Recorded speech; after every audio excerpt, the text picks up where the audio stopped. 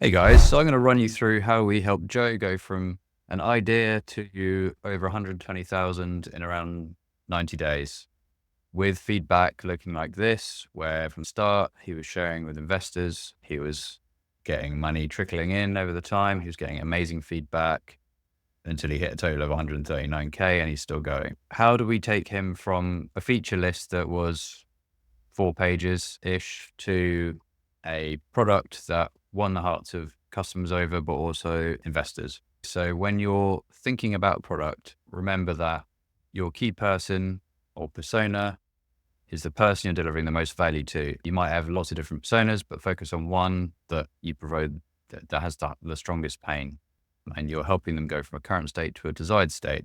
Every product you know has this. And then also consider that they're on a journey with you and your product. At the beginning, they're just strangers. They've never used your product.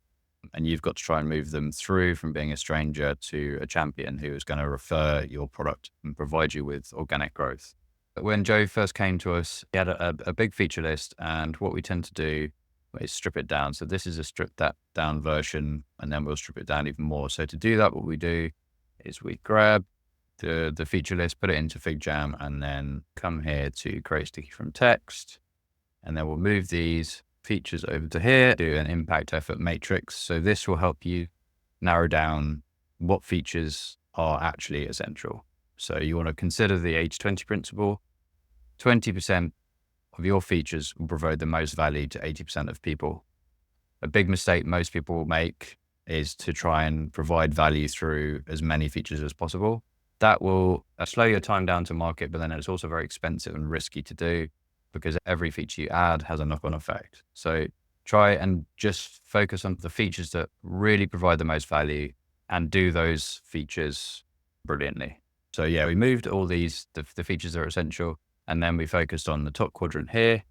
And then you'll notice that there's two things missing, as they are always missing in every product we work with. People don't remember to add the onboarding. So onboarding sequence is how you get your customer to value as fast as possible and help them understand how your product fits into their lives and why they should bother. Without that, they're probably never going to see the value of your product. And then the other one, when you're starting, which is also essential, is the feedback mechanism. If you're launching a new product, you need to provide a really easy, simple way for people to provide feedback so that you can pivot and take action on feedback, because you're probably running on some kind of user research at the beginning, and then you're running on a lot of assumptions. So you need to squash those assumptions with feedback. So those are the features that should all go in to essential and high impact. And once you've gone through the impact effort matrix, what a lot of founders will do is then send it off to a designer. Here's the features I need designed. Can you make this happen? That's usually going to result in a lot of miscommunication and misalignment. What we recommend instead is to do a real-time wireframing session. This is low fidelity. It could be sketching. What we do is a remote session because we're a remote studio. So we have a kit where we bring anyone involved, all the stakeholders involved in the product, and we will map out the product and its essential features that we've all identified together. This will shape the product, shape flows and the information architecture.